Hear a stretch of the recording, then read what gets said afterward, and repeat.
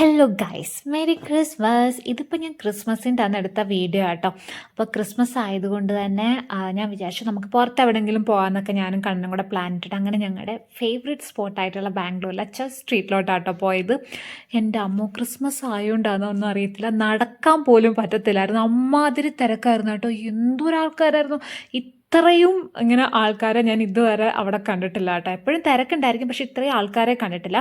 അങ്ങനെ അവിടെ നിന്ന് കണ്ണെനിക്കൊരു ബൊക്കെയൊക്കെ മേടിച്ച് തന്നു. അത് കഴിഞ്ഞിട്ട് ഈ ഒരു സാധനം ഇവിടെ വരുമ്പോൾ എപ്പോഴും നമ്മൾ ട്രൈ ചെയ്യും കേട്ടോ.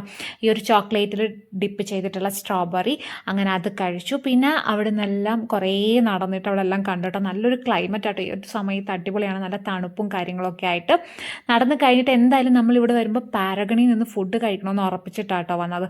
അതുകൊണ്ട് വലിയ രീതിയിൽ വേറെ ഫുഡൊന്നും കഴിക്കാനായിട്ട് ഞങ്ങൾ നിന്നില്ല. ഇങ്ങനൊരു ഷോപ്പൊക്കെ ഉണ്ടായിരുന്നു കേട്ടോ. എനിക്ക് തോന്നുന്നു മലയാളികളുടെയാണ്.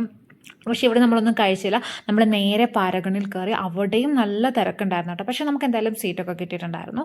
അങ്ങനെ നമ്മൾ ഇരുന്നിട്ട് ഓർഡർ ചെയ്തത് ഈ ഒരു എന്തുമായിരുന്നു, ഈ ഒരു ചിക്കൻ ഫ്രൈ, ഇതിനൊരു പേരുണ്ട്, അതിൻ്റെ മറന്നുപോയി ഞാൻ. പിന്നെ അവിടുത്തെ ഫിഷ് മാംഗോ കറി, പാലപ്പം, പൊറോട്ട. എൻ്റെ അമ്മോ, അടിപൊളിയായിരുന്നു കേട്ടോ.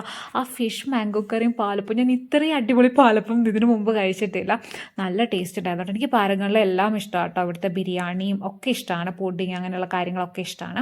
അങ്ങനെ ഇതെല്ലാം കഴിച്ച് ഞങ്ങൾ ഇറങ്ങിയിട്ട് തിരിച്ച് ഞങ്ങൾ വീട്ടിൽ വന്നു. അത്രയേ ഉള്ളൂ.